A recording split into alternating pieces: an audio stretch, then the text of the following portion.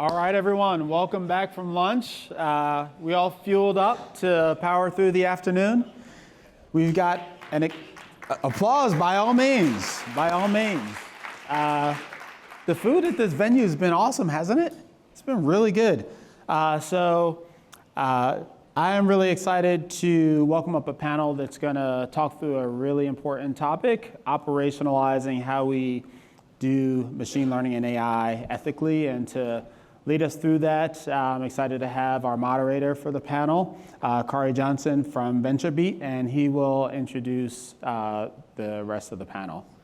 Kari and panel, welcome to TWiMLCon.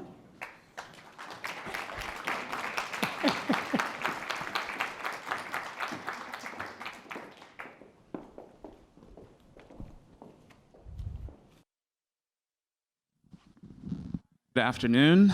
My name is Kari Johnson, and I'm Senior AI Staff Writer at VentureBeat, and really excited to be here with our panel. I could introduce everyone, but I think everyone will do a better job if they do it themselves. We'll just quickly go down the row, but we can begin with a quick icebreaker, I think, if that's all right. I was thinking, icebreakers are, they can be corny, that's possible, but sometimes they also let you know a little bit about the other people too. So when you were a kid, what did you want to be when you grew up? I'll go first. I wanted to be a firefighter, but I also asked my mom to do an op-ed on local television about why kids don't need to take showers. So it could be that I'm doing what I always wanted to be. I wanted to be a politician and ultimately a president. That's nice. Well, I wanted to be a writer. I actually wanted to write novels, and I write Scala code. So yeah, here we are, yeah. At various points, I wanted to be a nurse, marine biologist, archaeologist, and writer. These are all good professions. I think we're doing good stuff too. But again, down the line, if we could start with Perry, and can you please correct me on the correct pronunciation of your name and tell us a little about the current work that you do. Sure, I'm Perry Naz. I'm coming from Georgian Partners. I work for Georgian Partners right now. For those of you who are not familiar with Georgian Partners, we are a venture capital based in Toronto, biggest private fund in Canada, investing in growth stage companies, SaaS software services. And our business plan and model is a little bit different. We have impact team where I'm coming from in addition to the investment team. We are like an applied research lab for our portfolio companies, de-risking research and innovation for them and accelerating their adoption of cutting-edge disruptive technologies such as machine learning and AI. So we are a team of practitioners working on R&D projects with our companies. Awesome. So I'm Guillaume, which is French for William. So if my first name is too hard to pronounce, feel free to call me William or even Bill if you must. Essentially, I lead computational science at LinkedIn, which is a team that's heavily invested in fairness. I assume I probably don't need to introduce LinkedIn, but if you don't know what it is, you should check it out. It's a pretty cool, network. And essentially, what I've primarily worked on lately is specifically about like the experimentation side of fairness and responsible design. I'm Rachel Thomas, and I'm director of the Center for Applied Data Ethics at the University of San Francisco, which we just launched a few months ago, so it's still very new. And I'm focused on kind of harms that are happening now. So that includes unjust bias, surveillance and the erosion of privacy, and disinformation. And at the center, we'll be kind of working on a mix of research, education, and policy. I'm also co-founder of Fast AI, where we're interested in kind of getting people from more diverse backgrounds into AI. So just to get us started, how do you get started with operationalizing AI ethics? What do you feel like are the first steps that an organization should be taking to set the table? Mm-hmm. That's a very good question. I believe you have to start with the vision, your vision of the company. And that's what we always value a lot when we are doing the due diligence. Then, of course, the culture is also very important. Teams, do you have the right team in place? And you have to understand that, of course, you are building softwares, but most of these issues started from not having diverse teams working on these software products. So it's really important to start by building a diverse team, not only in terms of the gender or ethnicity, but maybe we need to have new roles in our machine learning or data science teams. Maybe we need sociologists, maybe we need somebody with legal and compliance background. So it's not only about, okay, let's have equal number of women and men or from different ethnicity, but it's also about maybe thinking about diversity in the background of the team. And at the end, there is like the question of what kind of processes do we need in place to be able and enable the team to build responsible, ethical AI products. Yeah, I think that makes a lot of sense. I think values and vision are very, very important. I mean, we found that we can't really have just one central team that writes one piece of code and fixes fairness, for example, for the whole company. And so it's really everyone's problem. Everyone kind of is involved in this. And so what that means is that you really have to have the right alignment in terms of values and culture. So when you join LinkedIn, first thing they tell you before you even sit down is like members first, right? So if you have a doubt, you always put the member first, and also act like an owner. And I think once everyone kind of feels like, okay, being fair, treating the members fairly, and as the way I would want to be treated myself, when everyone is kind of behind that, it makes it a lot easier. And of course, to get started practically, you also want to have the right tools and the ways to measure and kind of the right processes. But really, without culture and without the values, it's actually, I think, very hard to do anything, given the fact that it's really kind of a broad effort that everyone should take ownership of. Yeah. Yeah, and for concrete resources, one resource I highly recommend is the Markula Center has a toolkit for tech ethics, and they recommend kind of a number of processes you can implement, but a key one is ethical risk sweeps. And so this is kind of periodically scheduling times to really go through kind of what could go wrong and like what are the ethical risks. Because I think a big part of ethics is also kind of thinking through what can go wrong before it does and having processes in place around what happens when there are mistakes or errors. Yeah, diving a bit deeper into that, what does the panel think about in terms of favorite frameworks or approaches or different tools that are available and out there now that that teams can use? So let's start with what are under the umbrella of responsible AI. What are my main concerns? Privacy is one of them, and not only about the tools, but also about the technology. I really believe in differential privacy and federated learning to build privacy-preserving machine learning products and systems. In terms of explainability and communication with the end users, or actually debugging, enabling developers to debug the systems. I really like approaches like Lime or A-Lime or Anchor Lime. In terms of fairness and bias, I believe it's really important to root out bias. So I personally use the tool developed by EPFL University and I guess Columbia University. Its name is FairTest, Discovering Unwarranted Associations in Data-Driven Applications, and Google What If tool. They are also my favorites. And I guess that's it. Yeah. And we recently also open sourced our TensorFlow tool for building privacy-preserving machine learning systems. Yeah, we have similar kind of areas that we care about. I would say at LinkedIn there's a lot of internal tools that we're also building. Some of it is that there are some great tools out there that don't always scale, and we have a lot of data that we have to kind of like process.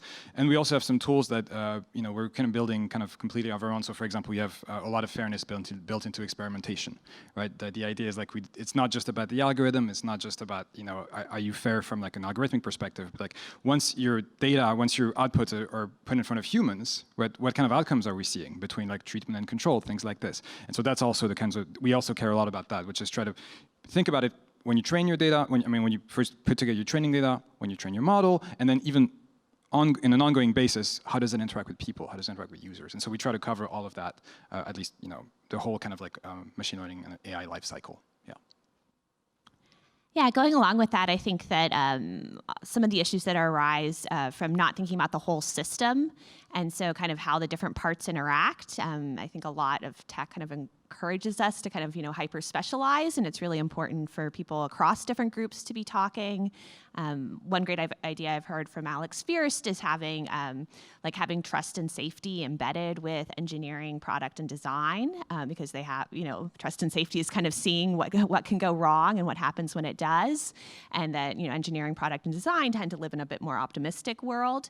But I really think having kind of those communication channels open between groups, and also having kind of all the necessary stakeholders, like everyone that's going to be impacted downstream, involved.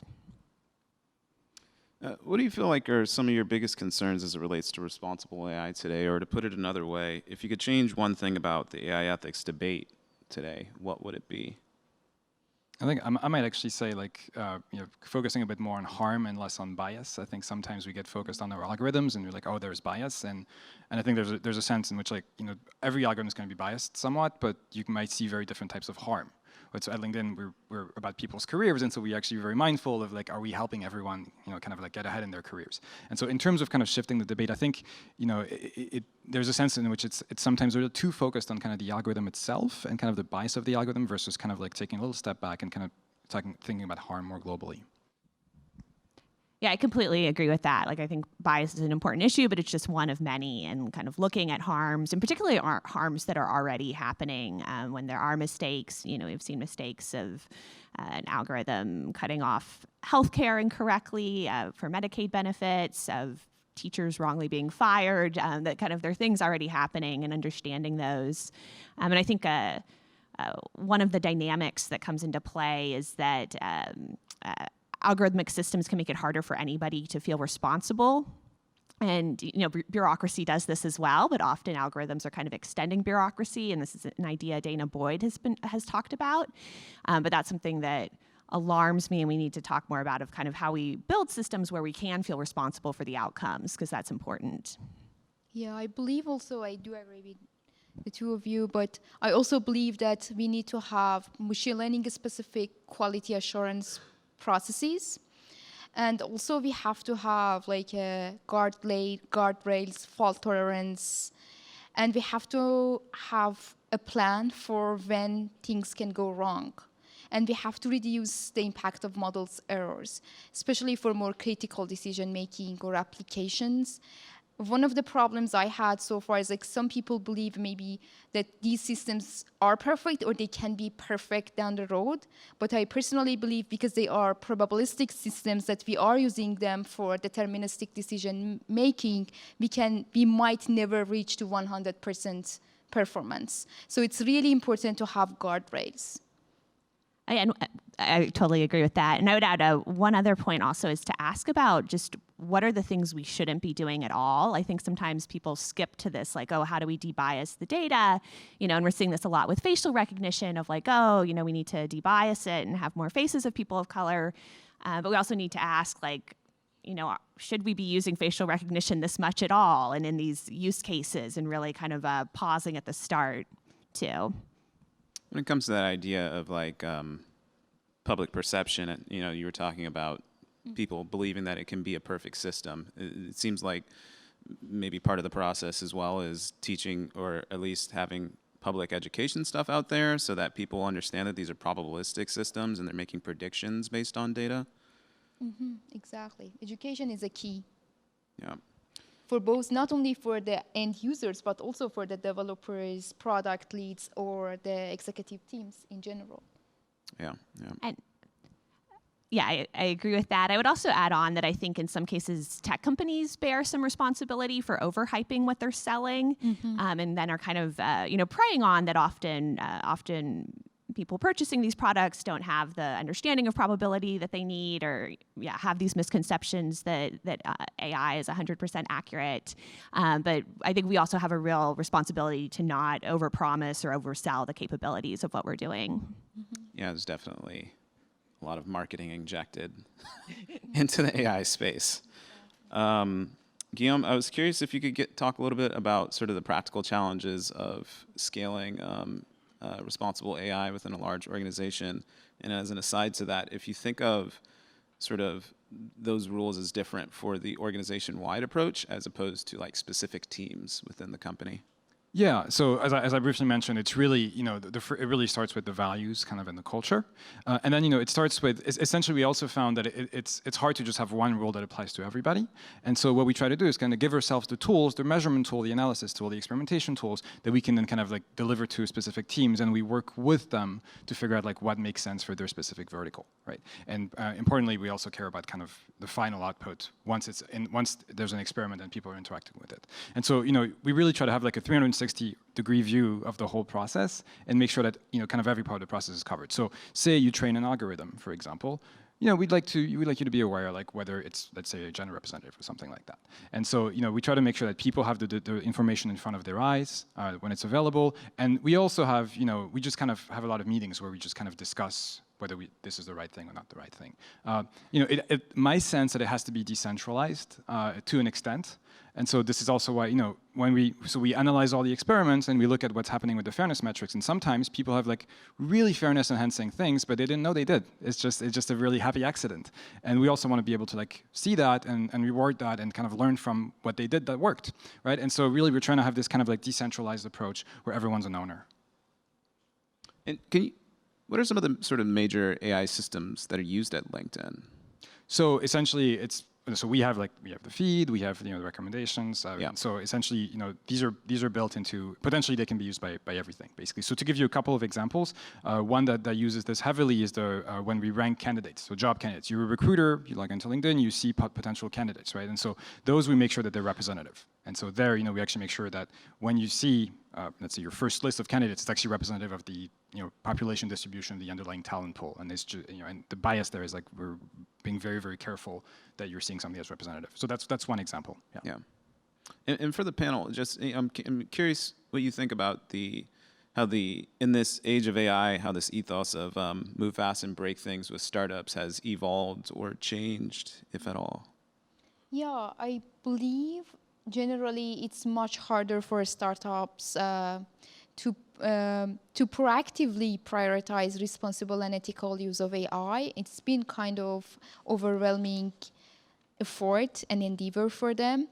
And that's why we gave them a framework in our team. We provided the principles and framework for them, and we try to kind of educate them that trust and responsible AI is you can think of it in terms of two-dimensional space, where one dimension is the value you deliver to your customers, and the other dimension is the level of comfort. So of course the value is like the actual product you are building, and then level of comfort can be it's mainly about data ownership, and do customers have any opinion in your product roadmap or not? Privacy and security, one of the most important ones, and explainability and transparency. Do your customers know how their data is used, or end users, and for what kind of purposes you are using that data, and do they have, based on this new compliance, for example, GDPR, right to delete their data from your existing databases, or even fingerprints from your machine learning systems? Is this something you've run across at the Center for Applied Data Ethics? I know you guys are just getting started, but yeah. Oh, yeah, I was going to say, I think that kind of looking at like on a long time horizon, I think being ethical is a kind of like a profitable decision. And I think there is this real conflict of interest, though, if there's so many short-term pressures and pressures to focus on the short term. And that's something that is tough to crack. And I think that it's great to hear about like a venture firm working on that, because I think often the incentives around venture capital and kind of just our current corporate ecosystem push people on short term, and that it does take a longer time horizon to think about ethical behavior and the financial benefits of ethical behavior. I think that there are deeper benefits to ethical behavior in the short term as well. Yeah, and I think also like if there's also the risk that like if you're very biased, you might only kind of cater to one population, right? And so eventually that limits the growth of your user base. So even from a business perspective, you actually want to have everyone come on board, right? And so it's actually, I agree with you. I think it's actually good business in the long run to actually be responsible and worry about this. I would say though, I don't think LinkedIn ever really was kind of move fast and break things. As far as I can tell, it's I think it's, if you're an ML engineer, sometimes you can kind of get carried away and maybe you forget what you're working on. But at LinkedIn, at least when you're working on like something that's about jobs, it kind of like puts this, you kind of realize like, okay, like this is important. And how would I want people to treat my resume and my own job? Right? And so my sense is like, and of course I wasn't around when the company was created, but it seems like for a very long time at least it's been about responsibility and kind of like putting members first. Yeah. So I've got 2 more questions, and then I'm gonna open it up and see if there's any questions from the audience. One of them was, Rachel and I were talking about this before we got started today, and it's like, so the Pope was talking about AI ethics effectively at a tech conference in Vatican City a couple days ago, which is something I want to see pictures of or something. It must be interesting. But I mean, and then they're essentially talking about a need for protection of the common good from AI perspective as well as tech. And other ones, examples of AI ethics coming up in the context of power in AI. It feels like a word that's been missing from a lot of conversations around artificial intelligence. Alexandria Ocasio-Cortez and someone else, Joy Buolamwini, having a long exchange about the systems working best on white men and not as well on women of color, for example. It seems present in a lot of these, and this is a very long-winded way of asking how the panel, if there are any specific ways that you see this power dynamic playing out in the AI ethics conversation today. I think this is also one place where like diversity is like super important, right? Because essentially the people who are in the room making the decision about like what should be fair will kind of refer to their own experience, and so that's why it's very important to like make sure that both in the company and also like kind of like inside your development teams, like there's actually as much diversity as possible, so that the decision kind of is made in a way that's kind of conscious of everyone's kind of approaches. I think it's and really diversity is probably one of the best way to at least get started on that. Yeah. Yeah, I think it's a really important point you bring up. I would say one area I think we see it a lot in is surveillance technology, which tends to kind of disproportionately be applied against poor people. We've also seen instances of Baltimore police using facial recognition to identify protesters protesting the death of Freddie Gray, and those things definitely have this kind of clear power differential. And even looking at history, kind of how surveillance technology has been used to suppress dissent and moves for positive social change. Power is a very important dynamic. Yeah. And then one last thing before asking the audience if you have any questions. To end on a positive note, do you have any favorite examples of AI ethics success stories where an organization or team was able to resolve some challenges or confront them? I was working with one of our companies, Charrington. They are also based on Valley. And we were building a plagiarism detection tool, mainly for investigators and teachers, mostly for universities and K-12 institutes. And so it's basically using NLP, all your kind of authorship style, not using any PII, not using any student performance grades, anything. But at the end of development process, we get together, and because I'm not a native speaker, I ask a question like, is it possible that our model has, for example, more false positive rate against non-native speakers? And because, historically, there might be more instances of plagiarism for non-native speakers, and the model, and we know machine learning is all about correlation, not necessarily causation, and the model might have picked up those kinds of, for example, grammatical errors as the signs for example, plagiarism. And we started testing our system, and we used the FAIR test, and we realized, yes, there is a potential problem, and we actually could mitigate and address such bias in the system. Oh, yeah, so I have two small examples on this. So one that I briefly mentioned is the representative ranker. So when you look for candidates, you essentially see something that's representative. The second one is something that we actually discovered when we analyzed the experiment. So it was kind of a surprise, but it turns out, so we have this feature that sends like job notifications instantly. So when there's a job that's good for you, you instantly get notified. And we looked at the metrics and we're like, wow, this is like really equalizing. So it seems like people who were not too engaged or like didn't have like that great networks, or were kind of categories that we thought were a bit disengaged. These people are just, we see the metrics go way up, and we wonder why. And it turns out like people tend to self-censor when applying to jobs. They're like, oh, maybe I'm not qualified enough, maybe I've done good enough, or I can see there's already people applied, I don't want to do it. And so it turns out that like when an algorithm tells you, hey, we think you should apply to this, you'd be good for this, that can also be empowering. And so that's a success story there, which is, we just found out that like some of these algorithms actually help people and actually reduce the gap between the categories that we might care about. And so, yeah, these are two stories that I was pretty happy about, yeah.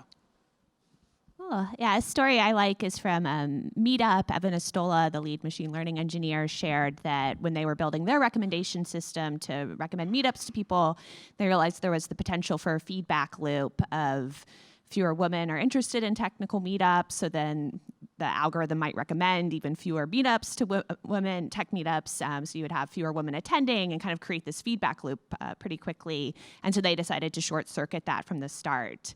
And I really like that story because it's also an instance of kind of not just unthinkingly trying to optimize a metric, but thinking about the outcome and taking the responsibility around feedback loops seriously.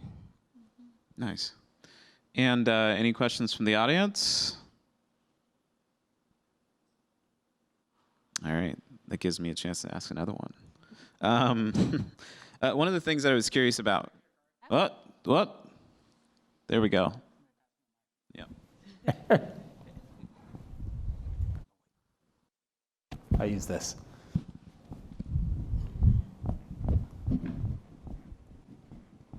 Speak into the lapel. Alrighty. So,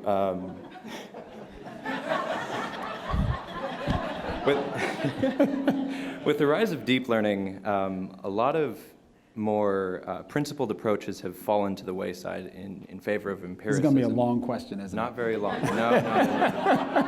I see that a lot in natural language processing.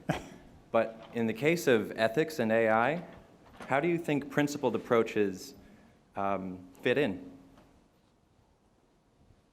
Can you give an example of what you mean by principled approaches? Yeah. Thanks, Rachel. No, come here. So, I work on machine translation, and we've seen a shift towards byte pair encodings using subwords that don't necessarily have any meaning by themselves, as opposed to using a large vocabulary of whole words. So we can't inspect why a model attributes a decision to the subwords themselves as intelligently as before. It's kind of in conflict with deep learning's empirical approach to AI, but I'm wondering, do you think it can come back? So kind of what do you do when your techniques abstract away from your ability to be fair, in a sense? A little bit. A little bit. A little bit. Cool. Yeah, so I would say I think the why is generally always a hard question, right? So we try to focus kind of at first as like we're seeing some metrics about, is the performance the same for groups that we care about, how people interact with it. And even with this, even when the techniques are simple, the why is always kind of a difficult question. Like, why is it that we're seeing this? Right? Like, what is it about the algorithm? And sometimes it's not the algorithm, it's about the people. And so when it's about people, like figuring the why is very, very complicated. And so I think what a first step, right, is to try and at least to an extent, try to have some idea about like the metrics that we care about or the principles that we care about, and maybe be comfortable kind of either delaying something or thinking more deeply about something until we've understood the why. And I agree that like as things get more complex, or as increasingly one algorithm, the output of one is the input of the other one, the why gets really, really hard. And then that's no exception there, if that makes sense. But that's been my experience at least. I also believe that it's so hard. Like root cause analysis is always hard. As we use more complex machine learning models, it's even harder. But I'm also very encouraged to see if we can use the same optimization techniques, because it's like deep learning, any of those machine learning, they are like optimization tools for us. Can we use the same optimization tools to reach fairness? And there are some papers out there in the recent conferences. They talk about, for example, rather than optimizing over the global population, for example, optimizing for microsegments of the populations and getting to, for example, demographic parity. But of course, for products like machine translation is much more complex, because the word embeddings, they can even be racist, and we know about all these problems. And it's really harder to kind of modify the objective functions to reach to the fairness in the context of, for example, machine translation. But I'm pretty optimistic that we can use the same technology to get there. Yeah, and all I would add is I think it can be useful to just even simple techniques of altering your input to see how that impacts the output can give you a lot of insight into what might be happening, as well as to remember that with humans, we're bad at knowing why we make the decisions we do. We do a lot of post-hoc justification of our decisions, and so the causality is often not well understood there either.